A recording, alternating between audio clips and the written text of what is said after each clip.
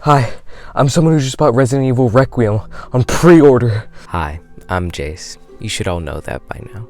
And recently, I've had the burning desire to talk about one of my favorite franchises of all time. Resident Evil. It has also been a pastime for me to avoid going insane while avoiding talking to people like it's September 29th and my name is Leon S. Kennedy. Anyway, what's the whole point of this video? Well, one is to keep some semblance of an audience after not posting for like 8 months.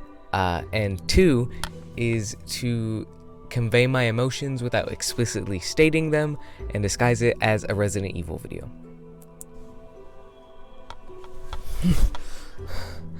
I first discovered Resident Evil 2 years ago now, when I suddenly got the urge to just play all of the games, really dive into them, you know? So I would say that I fell in love with the series instantly, but that would be an exaggeration. When I first played our remake, honestly, I felt really lost.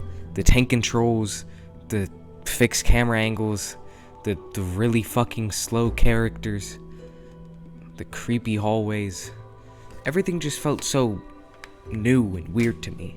And while eventually I got the hang of it, the main thing that drew me in was the intricate mechanics and the simplistic gameplay. That idea of what could be around this corner, anything. But I do have to go use this spade key. And so as I progressed throughout RE's 2, 3, and 4, I realized that the main thing that drew me in about these games were the characters. Not those kind of characters. And specifically for the purposes of this video, I'll be talking about Leon S. Kennedy's character. That goody two-shoes cop that all drew us in back in 1998, or 2019.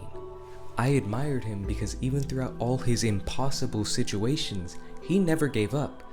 And that relentless force got him to the end of RE2. And going into RE4, I'm not gonna lie, I was kind of worried. Because every clip I had seen of Leon was him being, cool and badass. Which isn't necessarily a bad thing, but I more expected and wanted the same goody two-shoes cop that we got in the original. But as the story progresses, you start to see more of Leon's true colors.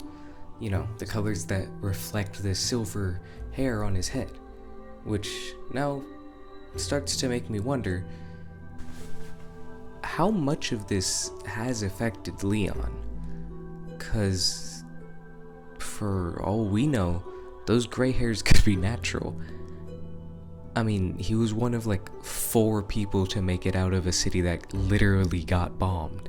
So I wouldn't put it past him for, being traumatized. But that's when I started to feel a stronger relation with Leon.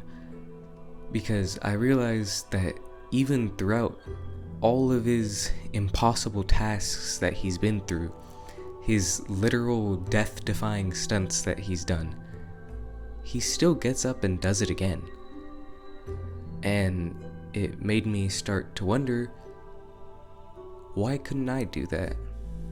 If Leon could deal with killing El Gigantes, Ganados, and defeating Osmond Sadler, why couldn't I deal with what haunts me?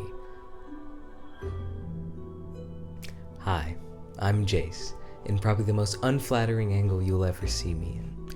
Did you know that in Resident Evil 2's original story, the reason Leon Kennedy shows up late to his first day at the RPD is because he had just broken up with his girlfriend and got drunk the previous night, leading him to miss all of the invasion from the infected on the RPD. Now you do. And so, as I reflect on the skeletons in my closet and Leon's literal nightmarish version of that statement, I realized that my story, everyone's story, every single person is so unique, so rich, and full of history with whatever may be going on in their lives. that you can use that story as some spooky story to tell children before they go to sleep.